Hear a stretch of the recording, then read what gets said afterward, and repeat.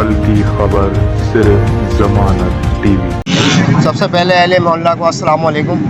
हम इस वक्त लियाकताबाद के इलाके C1 एरिया में मौजूद हैं, जहाँ पर जमनियत अस्पताल है, जिसको JPMHD भी कहते हैं, AKR अब्दुल खालिक अब्दुल रज़ाक हॉस्पिटल। यहाँ पर एक वक़ुआ हुआ 24/11/2024 को लियाकताबाद C1 एरिया के बेटे अनस नामी शख्स के साथ, जो ख़ुद 3 बच्चों का बाप है। उनके वालिद साहब मौजूद हैं हमारे साथ। इनके तवस्सुस से हमने थाने में एक दरख्वास्त लगाई कि भाई हमारे बेटे का ट्रीटमेंट इस अस्पताल ने गलत किया, जो कि कातिल हॉस्पिटल है। मैं तो ये कहूँगा, क्योंकि यहाँ इंसानों की तबीयत सही नहीं की जाती, उनकी जान ली जाती है। उसके बाद हमने थाने गए 25 तारीख की रात को। मैंने ख़ुद एज आ एडवोकेट अहमद नियाज़ी मैंने एक एप्लीकेशन मूव करी, जिसको थाने वालों ने भी सुनवाई नहीं करी और हमें बड़ी शर्मिंदगी का सामना करना पड़ा। चूँकि हम वकील हैं, अल्हम्दुलिल्लाह ये पाकिस्तान में एक वकील ने बनाया है और हम बेहतर तरीके से समझते हैं कि अगर काम नहीं हो तो किस तरह से काम लिया जाता है। अल्लाह ताला ने हमें एजुकेटेड बनाया है, तालीम याफ्ता हम लोग हैं। ये हमारा पूरा पैनल बैठा हुआ है वकीलों का। ये हम लोग एक फ़र्म से ताल्लुक़ रखते हैं, अहमद नियाज़ी एंड कंपनी। मेरी अपनी रजिस्टर्ड कंपनी अल्हम्दुलिल्लाह सन 2012 में हम लोग रजिस्टर्ड है सिंध बार काउंसिल से। तो हमने एक एप्लीकेशन 25/11/2024 को थाने में दी, 25 की रात को, जिसकी कोई सुनवाई ना हो सकी। उसके बाद फिर हमने जितनी भी रिक्वेस्ट करनी थी, इल्तिजाएँ करनी थी, अर्जियाँ करनी थी, थाने से करी, उन्होंने हमें वापस कर दिया। उसके बाद फिर हम लोग सिंध हेल्थ केयर कमीशन में हमने एक एप्लीकेशन मूव करी। वहाँ पर हम गए, 1 साल तक हमारी प्रोसीडिंग चलती रही उनके साथ। 1 साल के बाद हमने 7/1/2025 को एक एप्लीकेशन मूव करी थी सिंध हेल्थ केयर कमीशन के अंदर। उसके बाद 1 साल बाद हमें ऑर्डर मौसूल हुआ, जिसकी डेट 26/1/2026 है। अल्हम्दुलिल्लाह ये ऑर्डर लेने के बाद ये हमारे हक़ में ऑर्डर हुआ। हमने ओम्बड्समैन में भी एप्लीकेशन दी, वहाँ भी इंटीमेशन दी कि हमारे साथ इंसाफ नहीं हो रहा। अनस के वालिद साहब हमारे साथ मौजूद हैं, चूँकि गरीब आदमी है, गरीब तबके से इनका ताल्लुक़ वास्ता है, लियाकताबाद के रिहायशी हैं। उनके 3 पोते हैं अनस के बेटे, जिनकी ख़ुद किफ़ालत ये ख़ुद कर रहे हैं, ये ख़ुद मेहनत करते हैं। हम पूरा पैनल इनके साथ हैं, बग़ैर किसी फ़ीस के हम इनको सपोर्ट करते हैं। इनका केस भी चलाएँगे, जो चीज़ें सब हम इनके साथ मौजूद हैं। हर लिहाज से हम इनका ताउन करेंगे, फाइनेंशियली हुई, फ़िज़िकली हुई, फोर्सफुली हुई, हम हमेशा साथ हैं। दूसरी चीज़ ये कि ये जब हमारे हक़ में ऑर्डर आया, ऑर्डर लेने के बाद हम जब थाने पहुँचे, उसके बाद भी हमारी सुनवाई नहीं हुई। माशाल्लाह हमारा माशरा ऐसा है जो ताकतवर लोगों की सुनता है और कमज़ोरों को डांटता है, डपटता है, रोकता है। तो उसके बाद खैर हमें रास्ता मालूम है अल्हम्दुलिल्लाह। फिर हमने कोर्ट से किया, रजू किया। फिर हमने एक 22 से मूव करी हाई कोर्ट। हमने जो है डिस्ट्रिक्ट एंड सेशन जज के पास एक एप्लीकेशन 22 से 22 भी मूव करी। इनके तवस्सुस से अब्दुल मतीन साहब, जिसमें एप्लीकेंट दरख्वास्त गुजार थे, थाने को हमने पार्टी बनाया, SSP कंप्लेंट सेल को हमने पार्टी बनाया। उसके बावजूद उस पर प्रोसीडिंग चलती रही। ये 3 number additional district and session जज मोहतरमा जनाब फ़ायज़ा खलील साहिबा, जज साहिबा, इनकी अदालत में हमारी हेयरिंग हुई। उस पर उन्हें अदर साइड को नोटिस हुए, उसके बावजूद भी अस्पताल वाले AKR अब्दुल रज़ाक अब्दुल खालिक वाले हाजिर नहीं हुए। फिर दोबारा इनको रिपीट नोटिस कराया हमने।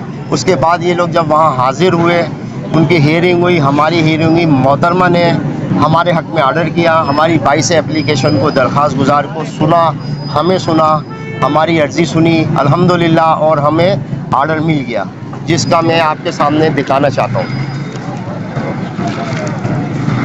ये 22A की पिटीशन है हमारी, जो हमने लगाई थी। ऑर्डर दिखाएं। और ये 22A का ऑर्डर है अल्हम्दुलिल्लाह, जो कि 17/3/2026 को हमारे हक़ में हुआ। मोहतरमा फ़ायज़ा खलील साहिबा, एडिशनल डिस्ट्रिक्ट एंड सेशन जज 3rd नंबर, इन्होंने हमें सुना और अल्हम्दुलिल्लाह इंसाफ पे फ़ैसला किया। चूँकि अस्पतालों में डॉक्टर की नेग्लिजेंसी से होता ये है कि लोगों को नुकसान होता है, लोग FIR तक जा नहीं पाते। ये मेरे लाइफ की, मेरी अपनी ज़ाती तीसरी FIR है जो कि मैंने डॉक्टर्स के ख़िलाफ़ कराई है। एक में तो मैं खुद कंप्लेनेंट था, हमारे एक दोस्त को मारा था प्राइवेट पर्सन ने, अस्पताल वालों की नेग्लिजेंसी थी। फिर हमने रजू करा, उस वक्त कोई बिल पास नहीं था, डायरेक्ट FIR हो जाती थी, तो हमने 22A के तहत करवा दी थी। दूसरी FIR एक और हुई थी जो कि TO क्लिनिक के ऊपर, मैं खुद उसमें कंप्लेनेंट था। मैंने अपने क्लाइंट के थ्रू तवस्सुस से एक एप्लीकेशन लगाई, वहाँ भी एक डॉक्टर साहब है, नाम लेना बेहतर नहीं है, मैंने उनका भी FIR करवाई थी अल्हम्दुलिल्लाह। ये तीसरी FIR है जो कि जेन्युइन है, और नाइंसाफ़ी इतनी करी गई कि इनके पास तमाम चीज़ें अवेलेबिलिटी ऑफ डॉक्यूमेंट जो इनकी चीज़ें होती हैं, मशीनरी होती हैं, वो नहीं थी इनके पास। इनके जो जितने आलात होते हैं वो कुछ भी नहीं था। उसके दिल में दर्द हुआ, पेन हुआ, उन्होंने एक इंजेक्शन लगाया, उसके बाद 3 इंजेक्शन ड्रिप में लगाए। उसके बाद इनके वालिद साहब ने बताया कि यार उस वक्त उसकी डेथ हो गई थी। फिर ये अपनी दिल की सेटिस्फेक्शन के लिए दूसरे अस्पताल लेके गए, वहाँ जाके चेक कराया तो उन्होंने डायग्नोस कर दिया कि इनकी तो डेथ हो चुकी है आधे घंटे पहले। तो ये हम इस वक्त लियाकताबाद के इलाके C एरिया में मौजूद हैं। तमाम अहले मोहल्ला से हमारी एक इल्तिजा है, रिक्वेस्ट है, जब भी कोई किसी की तकलीफ़ हो, तबीयत ख़राब हो, तो लिहाजा अच्छे अस्पताल में जाएँ, अच्छी जगह जाएं, ऐसी जगह ना जाएं जिससे किसी की जानी और माली नुकसान हो। देखिए पैसा तो खर्च होता है, फिर कमा लेता आदमी, लेकिन जान जब जाती है तो वापस नहीं आती। तो ये अब्दुल मतीन साहब हमारे साथ मौजूद हैं। इनको जो दुख है वो हम सबसे ज़्यादा है, क्योंकि हम तो इनके फ़िलहाल तौर पे शरीक हैं, तो तकलीफ़ तो हमें भी है, हम भी अपना टाइम दे रहे हैं, लेकिन जो इनका बेटा गया है, दुनिया से रुखसत हुआ है, वो वापस आ नहीं सकता। लिहाजा मेरी अहले मोहल्ला से भी ये दरख्वास्त है, मैं भी लियाकताबाद का रिहायशी रहा हूँ पहले, अब मैं नाट ताज़ा में चला गया, तो मेरी भी सबसे यही रिक्वेस्ट है, जब भी कोई तकलीफ़ हो तो अच्छी जगह जाएँ और प्रॉपर इलाज करवाएँ। लिहाजा ऐसे अस्पतालों से दूर रहें, बाज रहें। पीछे अस्पताल है, कैमरामैन से मेरी रिक्वेस्ट है थोड़ा सा दिखा दें ताकि ये मेरी वीडियो के साथ साथ ये चीज़ें में शाया हो जाए। मैं अब्दुल मतीन साहब से कुछ कहूँगा, रिक्वेस्ट करूँगा कि वो कुछ कहना चाहते तो मीडिया को बताएं। Thank you. मेरा नाम अब्दुल मतीन है और मेरा एक बेटा था जिसका नाम अनस मतीन था। अचानक ही उसके सीने में दर्द उठा, दुकान पे से वो घर पे आया, हम उसको ले गए अस्पताल ले गए। अभी जैसे वकील साहब ने बताया कि ऐसे छोटे अस्पतालों में नहीं जाना चाहिए, लेकिन एक गरीब आदमी ये सोचता है कि वक्त बच जाए, मेरा मरीज़ जल्द बेहतर हो जाए, सही हो जाए और कुछ पैसे भी कम खर्च हो। इस मजबूरी के तहत वो अपने इलाकाई हॉस्पिटल में जाता है और वहाँ जब जाता है तो वहाँ पर उसकी ट्रीटमेंट सही तरीके से नहीं होती, ना उनके पास कोई मशीनरी होती है, ना कोई काबिल डॉक्टर होते हैं उनके पास जो सही तरह से इलाज कर सके। एक छोटे मोटे डॉक्टर होते हैं जो ट्रेनिंग याफ्ता होते हैं, उनकी तनख्वाहें भी मामूली सी होती हैं, उनको देते हैं फ़ायदे अपने फ़ायदे के लिए। यहाँ हम हॉस्पिटल में आते हैं तो पूरी हमसे चार्जेस ली जाती है, हर चीज़ की पेमेंट की जाती है। उसके बावजूद भी अभी जब मेरे बेटे को दर्द उठा, वो डॉक्टर ऐसा नाहिल था कि उसको यही नहीं पता कि इसको मर्ज क्या हुआ है। उसने इसका गैस का इंजेक्शन लगा दिया और उसके साथ राइजिक का इंजेक्शन लगा के ड्रिप लगा दिया। हार्ट अटैक के मरीज़ को ड्रिप नहीं लगाई जाती और उसकी तबीयत ख़राब हो गई। तो डॉक्टर हमसे ये बोल रहा है कि इसका खून जम रहा है, अब इसको कहीं और ले जाओ। और 2 सिस्टर है, उसके मुंह के अंदर वो इतनी बड़ी बोतलें नोकीली वो ज़बरदस्ती उसके मुंह में घुसेड़ को उसको पंप करना है, ये कंडीशन थी।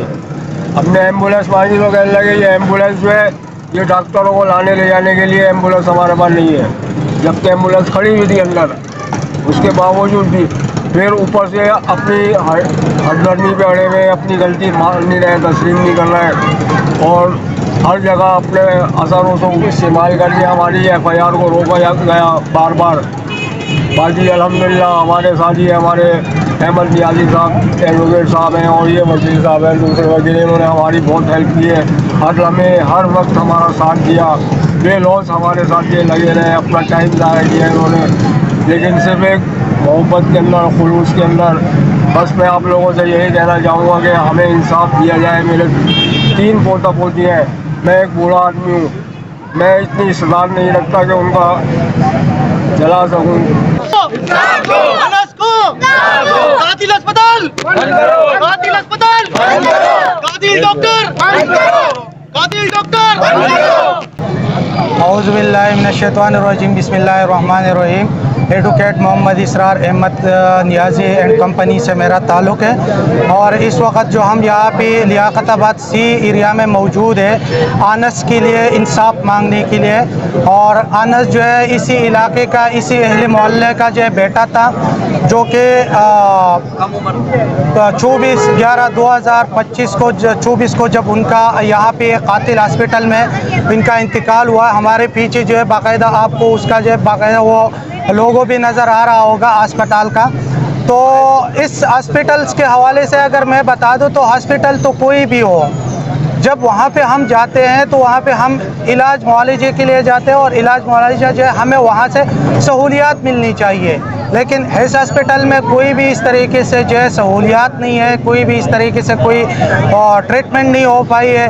एक पेशेंट जब आता है हॉस्पिटल में तो वो जो है बाकायदा उनको तकलीफ़ जब होती है तो उस तकलीफ़ को पहले चेक किया जाता है कि उसको ये तकलीफ़ किस चीज़ से है और इसको ये तकलीफ़ क्यों हुई है। लेकिन बदकिस्मती से जब यहाँ पे हॉस्पिटल में 24 नवंबर 2024 को जब अनस नामी लड़का यहाँ पे आया था और यहाँ पे हॉस्पिटल में एडमिट करवाया तो उनका जो है कोई भी ट्रीटमेंट नहीं किया और सबसे पहले उनको IV लगाया, इंजेक्शन लगवाया और इस तरीके से उनका जो है उस वक्त जो है तबीयत ख़राब हो गई। और अभी तबीयत इतनी ख़राब हो गई कि कोई भी डॉक्टर फिर ये संभल नहीं सका था कि हम अब करें तो इसका करें क्या, क्योंकि उनके पास कोई जो है वो रिक्वायरमेंट चीज़ें नहीं थी।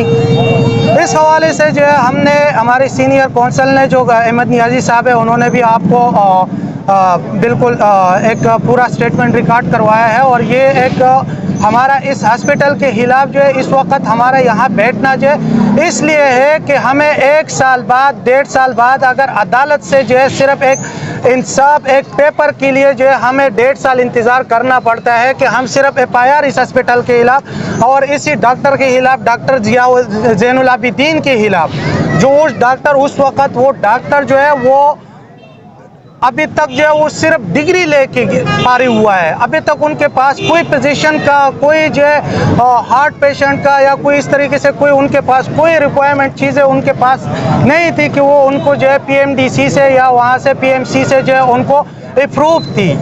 तो इस तरीके से जब आगे हम चले तो हमने सबसे पहले जो है कमीशन को दरख्वास्त दिया। कमीशन से जो है वो भाग दौड़ करते रहे, भाग दौड़ में हमारा टाइम वेस्ट हुआ था। हम जो है फिर मुख्तसिब में चले गए। मुख्तसिब में जब हम चले गए तो मुख्तसिब से हमें 16/3/2026 को जो है रिपोर्ट मौसूल हुई है कि आप बिल्कुल इनके खिलाफ आपकी जो रिपोर्ट कमीशन में दर्ज हुई थी वो बिल्कुल वैलिड है और आपका उनके खिलाफ कार्रवाई बनता है, क्योंकि पहले ये commission Sindh health care commission 2013 में इम्प्लीमेंट हुई है। 2013 में तो ये सिंध हेल्थ कमीशन इम्प्लीमेंट हुई है। अब कमीशन में दरख्वास्त दे 3 महीने तक हम कमीशन का इंतज़ार करें कि कमीशन जो है वो उस हॉस्पिटल या उस डॉक्टर के खिलाफ जो है कोई कार्रवाई करेगा। तो हम फिर उसके साथ साथ जो है थाने में भी भाग दौड़ हम करते रहे, लेकिन वो थाने भी हमें कोई जो है सुनवाई नहीं करता रहा। आखिर में हम जाके जो है 17/3/2026 को जो है हमने मुअज़्ज़ज़ अदालत से जो है एक पिटीशन की जो है हमने अप्रूवल लिए, ऑर्डर लिया। और वो ऑर्डर लेके हम जब थाने आए तो थाने में भी हमें जो है 5-6 दिन जो है थाने ने भी हमें जो है वो लेट करवाया कि हम अभी आज FIR करवाते, कल FIR करवाते। इस तरीके से वो FIR बिलाहिर जो है वो 27 तारीख को जो है कल की रात वो रजिस्टर हो गई है। और आज जो हम इस जगह पे बैठे हुए तो FIR हमारी इस वक्त जो रजिस्टर हुई है वो एक लाइसेंस के ऊपर रजिस्टर हुई है 322 का। तो 322 के तहत जो है रजिस्टर होना और उसके साथ सेक्शंस को ऐड करना। अब इन्वेस्टिगेशन जब होगी, इन्वेस्टिगेशन के अंदर वो सेक्शन 319 भी ऐड होता है, 304 भी ऐड होता है। उसके अलावा सिंध हेल्थ केयर कमीशन का जो सेक्शन 15 है वो भी उसके साथ ऐड होता है। तो ये सारे सेक्शन उनके अंदर फिर ऐड होना चाहिए। और इसी की बुनियाद पे जो है जो अब्दुल मतीन साहब यहाँ पे अनस का वालिद बैठा हुआ है और 3 पोतों पोतियों का जो आज वो अपने ज़िम्मे पर जो है उनके परवरिश कर रहे हैं, तो उनको इंसाफ मिलनी चाहिए। हम बिला किसी नस्ल, बिला किसी ज़बान के, बिला किसी मज़हब के हम सब मुसलमान हैं और हम सब के साथ जो है इंशाअल्लाह इंसाफ के लिए खड़े होंगे और इंसाफ इंशाअल्लाह दिलाते रहेंगे। इंशाअल्लाह हमारा जब अदालत में हम खड़े हो जाते हैं तो हम सिर्फ इंसाफ के लिए खड़े होते हैं। इंशाअल्लाह हम अब्दुल मतीन साहब को इंशाअल्लाह इंसाफ दिलाएंगे। और इस हॉस्पिटल के खिलाफ जो है मैं अभी भी कमीशन के थ्रू कमीशन से और मुख्तसिब से और साथ में SHO SSP साहब से भी ये दरख्वास्त इस प्रेस कॉन्फ्रेंस के तवज्जुद करूँगा कि अभी से फौरन बिल्कुल जो है इस हॉस्पिटल को सील किया जाए। कमीशन भी अपना किरदार अदा करे और इस डॉक्टर को, जिस डॉक्टर के खिलाफ, ज़ैनुल आबिदीन के खिलाफ जो हमारे FIR रजिस्टर हुई है, उस डॉक्टर को फौरन जो है गिरफ्तार करे और उसको अभी से जो है इनको टर्मिनेट करके किसी दूसरे हॉस्पिटल में किसी इंसानी जिया का जो है नुकसान ना करे, क्योंकि वो डॉक्टर अगर इस हॉस्पिटल में नहीं है तो किसी दूसरी जगह पे वो सर्विस दे रहा होगा, तो उस सर्विस को भी रोका जाए।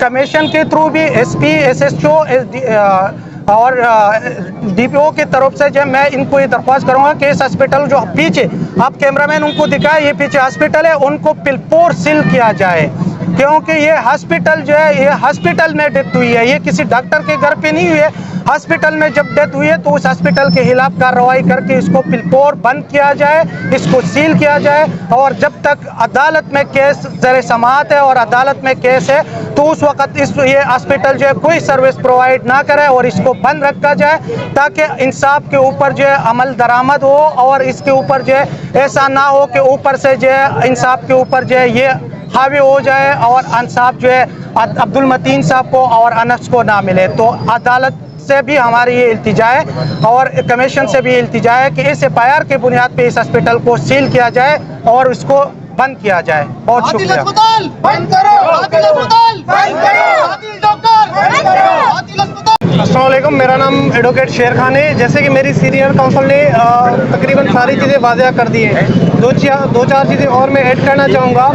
इस हॉस्पिटल में बेसिक लाइफ सेविंग स्किल जो सर्टिफिकेट है वो इसमें किसी डॉक्टर के पास नहीं था, ये बहुत बड़ी नेग्लिजेंस थी जिसकी वजह से जो है वो अनस की जान गई है। तो मेरी सीनियर काउंसिल ने जैसे कहा है कि इस हॉस्पिटल को बंद किया जाए और उस डॉक्टर को जो है वो फौरी गिरफ्तार किया जाए। मैं जज से भी यही अपील करूँगा और जितनी भी सीनियर अथॉरिटीज़ हैं उनको यही कहूँगा कि फ़ौरन इस हॉस्पिटल को बंद किया जाए और उस जज को गिरफ्तार कर दिया है ताकि और जाने जो है बच सके। मेहरबानी। इन्वेस्टिगेशन डिपार्टमेंट गई जी हाँ उन्होंने अभी तक क्या किया और अब अगर उन्होंने कुछ नहीं किया तो आपका आगे का क्या है? सर, कल रात हमारा एक इन्वेस्टिगेशन, इनका अब तो CIC सेल बन गया है, वहाँ से कॉल आई थी, IU ने रुजू किया था हमसे, कुछ चीज़ें मांगी हैं, वो हमने उसको प्रोड्यूस कर दी है और कुछ दे रहे हैं। तो उसके बाद इनका थोड़ा मेरी यही हाईली ऑफिसर से, IG साहब से, DIG साहब से, SSP साहब से, SSP इन्वेस्टिगेशन साहब से यही रिक्वेस्ट करूँगा कि इस मसले को फिल फॉर IU को पाबंद किया जाए, डायरेक्शन दी जाए कि जल्द से जल्द इस पर जो है इनकी अरेस्ट करने का अमल स्पीडी करेगा। ये बताइए कि जैसे कि ये हॉस्पिटल प्राइवेट है और महकमा सेहत के भी अंडर में आता है, तो अदारा महकमा सेहत और सुरक्षित ने क्या किया इस बार?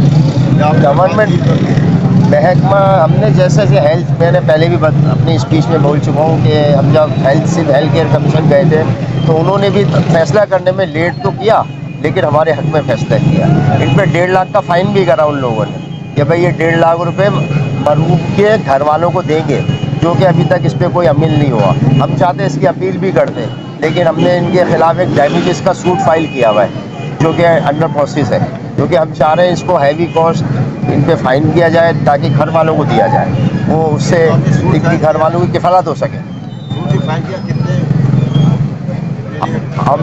हमने इन पे जो डैमेजेस क्लेम फाइन किया है वो 2 करोड़ रुपए का किया है कि 2 करोड़ रुपए का इनको डैमेजेस किया। वो अभी डिस्ट्रिक्ट कोर्ट में ही चल रहा है, यानी कि सीनियर सिविल जज साहिबा के पास। सर, अदालती अहकामात के बावजूद आपकी FIR के अंदर ताख़ीर क्यों हुई? SHO साहब ने, SP साहब ने आपके साथ कॉपरेट क्यों नहीं किया? सर, जब ये हमारा ऑर्डर हुआ तो रमज़ान के 24-25वां रोज़ा था, हमने रमज़ानों के 25, 26, 27 में रोज़े तक ऑर्डर की कॉपी जो कि कोर्ट के थ्रू आती है थाने पहुंचवा दी थी। इस कुछ रात मतलब आखिरी रोज़े होते हैं, एक आधा दिन हम गए थाने लेकिन हमें सही से उन्होंने ट्रीट नहीं करा, फिर कहने लगे ईद के बाद करेंगे, फिर हम ईद के बाद गए, फिर हमें 1-2 दिन उन्होंने प्रोलॉन्ग किया मैटर को। अब हो गया है भाई, आप इस सारे हवाले से जो आपके लियाकताबाद थाने के हवाले से मुतमईन है? अल्हम्दुलिल्लाह मैं और मेरी पूरी टीम जिसपे सारे दोस्त, मेरे भाई, सारे मोहल्ले वाले सब हमारे साथ कोऑपरेटिव हैं। सब हम सब एक ताकत बन के चल रहे हैं। इस टाइप के तो बहुत सारे अस्पताल है जहाँ पे इंसानी जानों के साथ खेला सर, जाता है, जैसा- क्या होता है। आपने अभी कहा जी आपके पास अगर वसाइल है तो आप दूसरे हॉस्पिटल चले जाए। यहाँ तो लोगों के पास खाने को पैसे नहीं है, यहाँ के लोग गुर्बत के अंदर मर रहे हैं। वो अपने मरीजों के इलाज के लिए इसी टाइप के अस्पताल की तरह रुजू करते हैं। मगर वो कौन है जो इनको MBBS की डॉक्टरी की डिग्री देते हैं? वो कौन लोग हैं जो इनको इंसानी के साथ खेलने के लिए लाइसेंस जारी करते हैं? आपने तो इसी बात की कि टर्मिनेट कर दिया जाए। मैं तो कहता हूँ इनको सूली के ऊपर चढ़ा दिया जाए। क्या कहना चाहेंगे आप? इस बारे में आपका और मेरा तकरीबन हम ख्याल ही है हम दोनों। मेरा पहले कहने का मकसद इनसे ये था कि ऐसी जगह जाया जाए जहाँ पे नो हाउ हो, डॉक्टर्स बैठे हुए हों। या तो मैं कहता हूँ कि डॉक्टर्स के साथ साथ अमला भी अताई बैठा हुआ है जो कि treatment as a doctor treat कर रहा होता है। लोगों को तो पता नहीं होता, इनोसेंट होते हैं लोग तो कहते हैं डॉक्टर देख रहा है, हमें थोड़ी पता है डॉक्टर है, लाइसेंस याफ्ता या नहीं है। तो इस तरह के इस सेंस में मैंने कहा था ऐसे अस्पतालों में जाए जहाँ नो हाउ हो। जाहिर बात है पाकिस्तान में हेल्थ जल्दी डॉक्टर अहमद आए, उनका बेटा बैठा हुआ है और उसके बाद उसको जेल भी हुई थी। उसके बावजूद वो आज जो यहाँ पे हॉस्पिटल खोल के बैठे हुए हैं, यहाँ पे क्लिनिक खोल के बैठे हुए हैं। आपको मालूम है ये बात? सर, ये बात मुझे आपसे पता चली है, लेकिन मेरा ये कहना है इंशाअल्लाह ताला क्लिनिक यहाँ पर था, जब बंद कर दिया तो उसका बेटा जो कासिम है, क्या नाम है उनका, वो यहाँ पे अताई डॉक्टर बन के बैठा हुआ है। सर, और कोई पकड़ने वाले नहीं। वो कहता है मेरा जो करना है आप उगड़ ले आप। सर, आपका कोई इशू है, कोई साहब है जो सुन रहा है हमारी स्पीच, वो हमसे रब्ता करे। इंशाल्लाह हम उसके साथ भी इसी तरह खड़े होंगे जिस तरह अब्दुल मतीन साहब के साथ मेरी पूरी टीम हाजिर है। आप हेल्थ डिपार्टमेंट से इस सिलसिले में कोई रब्ता करेंगे कि वो अपने तौर पे पूरे शहर में सर्वे करवाएं और इसके खिलाफ एक्शन लें ताकि पब्लिक को कुछ फ़ायदा पहुंचे? सर देखिए, डॉक्टर्स एक ऐसा शोबा होता है कि जिसमें हेल्थ डिपार्टमेंट हेल्थ में हमारा उसी तरह मालूम, डॉक्टर्स एक ऐसा शोबा होता है बहुत रेस्पेक्टेड होता है। ये हर आदमी डॉक्टर बन के बैठ जाता है जो कि डॉक्टर होता नहीं है। हेल्थ केयर वालों से मैं यही कहूँगा कि वो अपनी टीम बढ़ाएं, टीम भेजें, जिसकी कंप्लेन हो उस पर फ़ौरन अमल करें। क्योंकि मुझे बड़ी तकलीफ़ हुई, पार्टीज़ भी हमारे साथ थी, उस वक्त भी हमारी FIR नहीं हुई। 24 तारीख की रात 25 तारीख को जब मैं खुद एप्लीकेशन देने गया तो मुझे स्पेशली नाट नाजाबाद से बुलवाया गया कि यार आप आओ एप्लीकेशन लिख के दो। क्योंकि ये जो सब पीछे जो लोग खड़े हैं सब मेरे छोटे भाइयों की तरह है। कुछ मेरा स्टाफ है, जैसे अज्जू है यहाँ के स्टेट एजेंसी में काम करते हैं, बिल्डर कंस्ट्रक्शन वाले, वो भाइयों की तरह है। छोटा भाई है सनी, हमारा स्टाफ, एहसान भाई स्टाफ है हमारे, मीर वली साहब हमारे साथ हैं, इसरार साहब हैं, शेर खान एडवोकेट साहब हैं, साइमा लासी साहिबा बैठी हुई हैं। ये हम लोग सब हमारा एक पैनल है। अरशद भाई हमारे स्टाफ है,